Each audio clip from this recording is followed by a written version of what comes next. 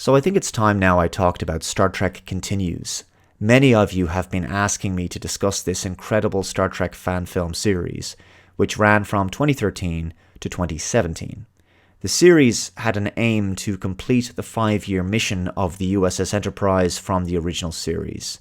In all, there were 11 episodes produced, and I must say, if you're a Star Trek fan, and you especially like the original series, and you've never seen Star Trek Continues, I kind of envy you, because you now have the chance to watch 11 brand new episodes of Star Trek that are perfectly in keeping with the original series.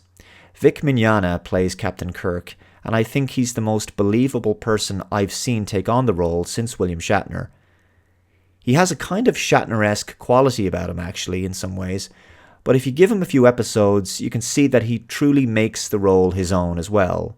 He's not doing a straight impression of Shatner. William Shatner will always be Captain Kirk, of course, but Mignogna is the best actor yet to attempt to succeed him. Now, Spock is a very difficult character to do justice to, and I don't think anyone will ever come close to Leonard Nimoy. I just find any other actor playing him to be distracting and hard to accept, but that's me. Now, that said, Todd Haberkorn puts in a fine acting performance and gives a fresh take on Spock that's believable and credible. McCoy is played by 2 different actors on the show. Larry Nemec plays him for the first 2 episodes, and Chuck Huber takes on the role thereafter, both playing solid new interpretations of the McCoy character that still feel familiar to us. Scotty is played by Chris Doohan, and he's the son of James Doohan, who of course played the character originally, so that's very cool. And the late Grant Imahara of Mythbusters, he plays Sulu. King Stinger plays Uhura, Wyatt Lanhari plays Pavel Chekhov, and there's a new character called Elise McKenna played by Michelle Specht. There have been many other fan films that have painstakingly attempted to replicate the look and feel of the original series, with sets, costumes, and props, etc.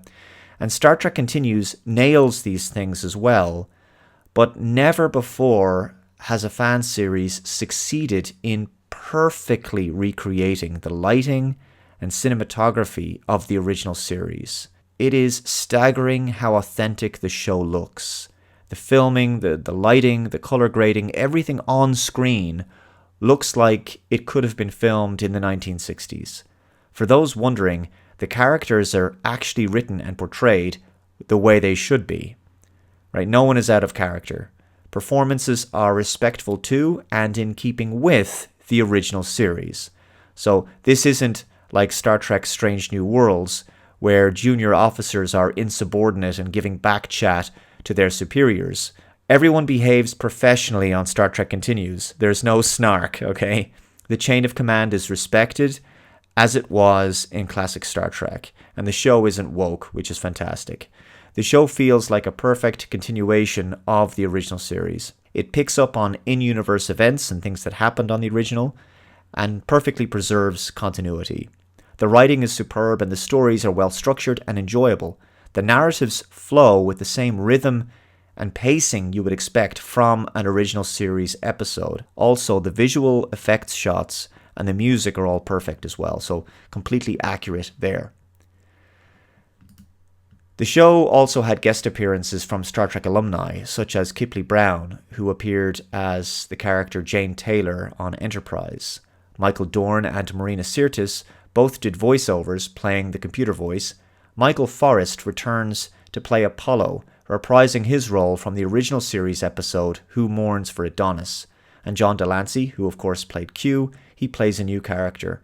In the final episode, the actress Amy Rydell, she actually plays the same Romulan commander that her mother, Joanne Linville, played in the 1968 episode The Enterprise Incident, and Amy's resemblance to her mother is downright uncanny. It's a great 2-part finale. I view Star Trek Continues as being like the animated series, a faithful continuation of the original. Great stories, great writing, great science fiction, and genuinely great Star Trek. It's just a shame that it's not canon.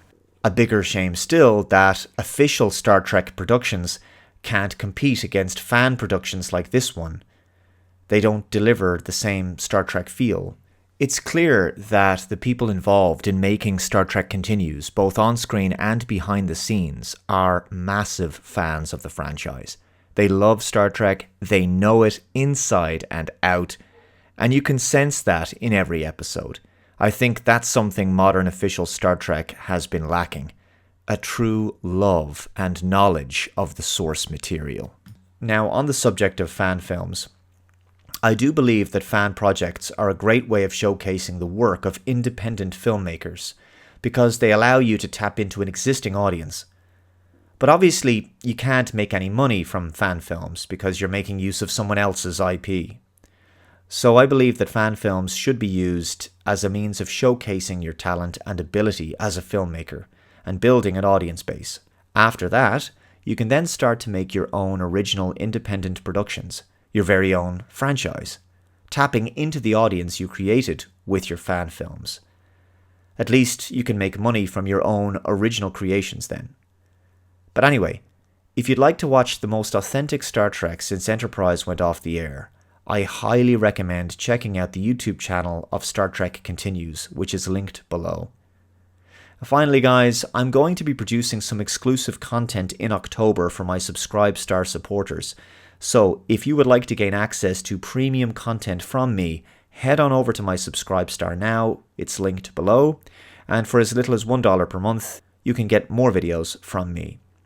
Take care, thanks for watching, and I will see you next time. Bye-bye.